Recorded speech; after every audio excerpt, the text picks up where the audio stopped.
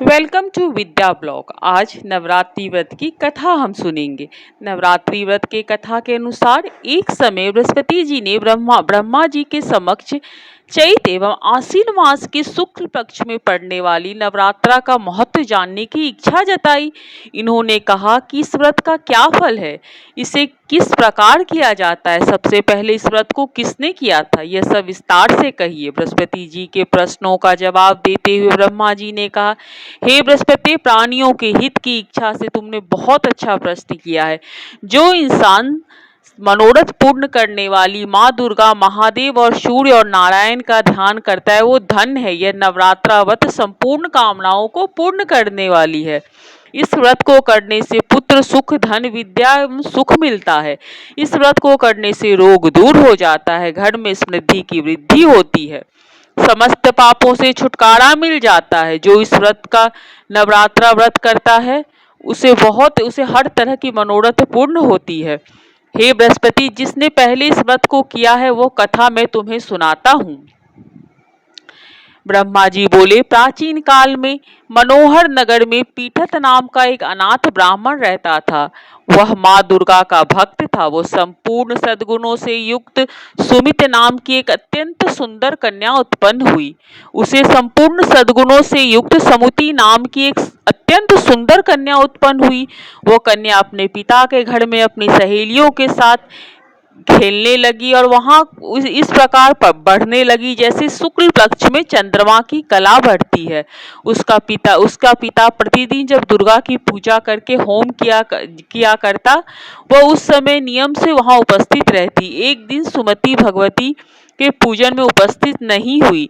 उसके पिता को पुत्री को ऐसी असावधानी देखकर क्रोध आया और वो पुत्री से कहने लगा, अरे दुष्ट पुत्री, आज तूने भगवती का पूजन नहीं किया, इस कारण मैं किसी कुष्ठ रोगी या दरिद्र मनुष्य के साथ तेरा विवाह अवश्य करवा दूंगा। पिता की बात सुनकर सुमति को बड़ा दुख हुआ और पिता से कहने लगी, हे पिता, मैं आपकी कन्या हूँ तथा सब तरह से आपके अधीन हूँ।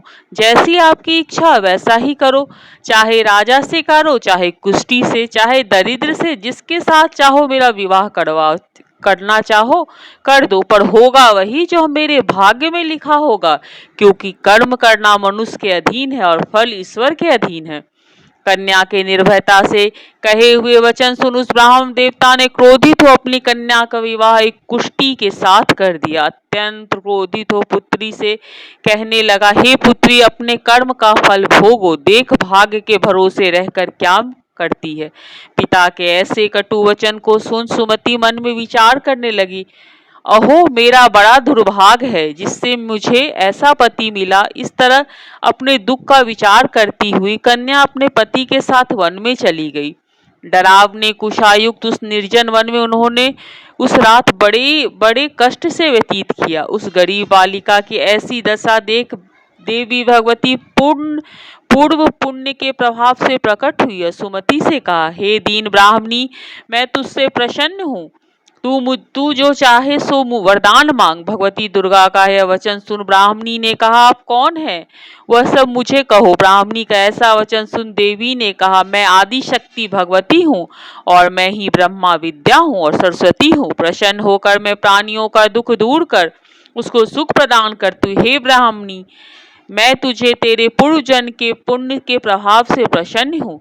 तुम्हारा पूर्व जन्म का वृत्तांत सुनाती हूँ, सुनो। तुम पूर्व जन्म में निषाद की स्त्री थी, अति पतिव्रता थी।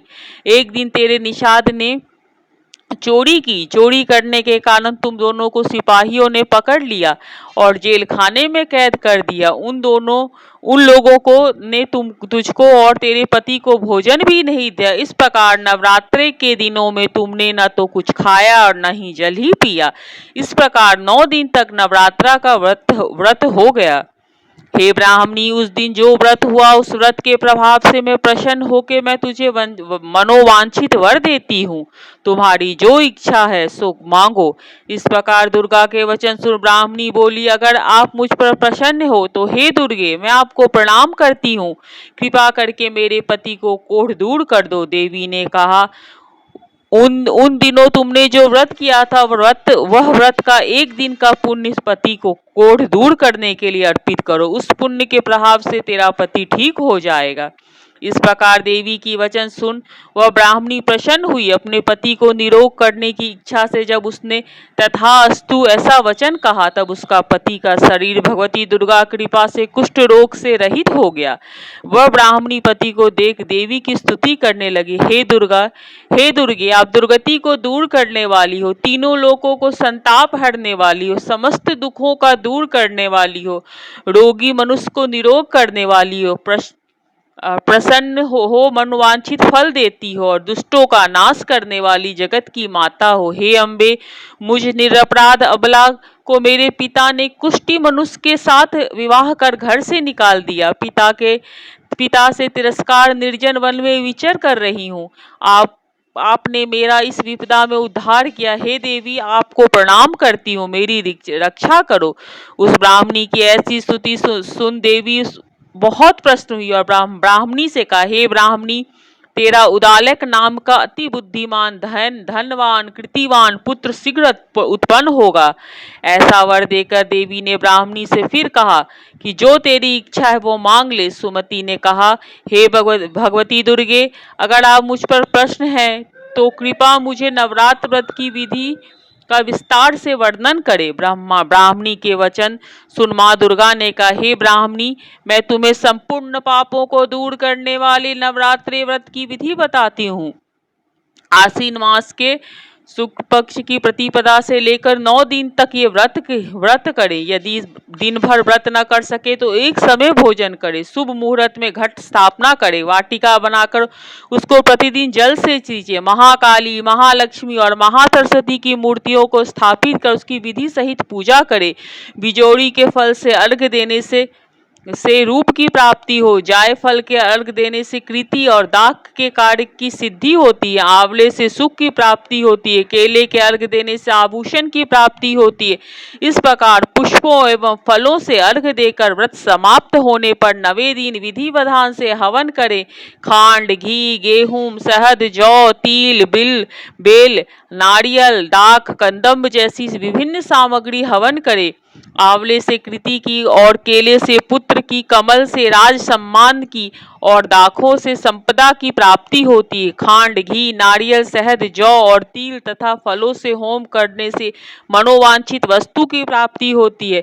इस व्रत को करने वाला मनुष्य इस विधि विधान से होम कर आचार्य को अत्यंत नम्रता के साथ प्रणाम करके यज्ञ की सिद्धि के लिए उसे दक्षिणा दे। इस प्रकार बताई हुई विधि के अनुसार जो व्यक्ति व्रत करता है उसके सब मनोरथ सिद्ध होते हैं। इससे तनिक भी संदेह नहीं है कि 9 दिन का जो कुछ दान आदि किया जाता है उसका करोड़ गुना फल मिलता है। इस नवरात्रि व्रत करने से अश्वमेघ यज्ञ का फल प्राप्त मिलता है। हे ब्राह्मणी, इस संपूर्ण कामनाओं को पूर्ण करने वाला उत्तम व्रत को तीर्थ, मंदिर अथवा घर में विधि के अनुसार करे। ब्रह्मा जी बोले बृहस्पति जी से बोले, इस प्रकार ब्राह्मणी ने को नवरात्रि व्रत विधि बताकर देवी अंतर ध्यान हो गई। अतः जो मनुष्य या स्त्री इस व्रत को भक्ति पूर्वक करता है वह इस लोक से सुख प्राप्त कर अंत में मोक्ष की प्राप्ति करता है।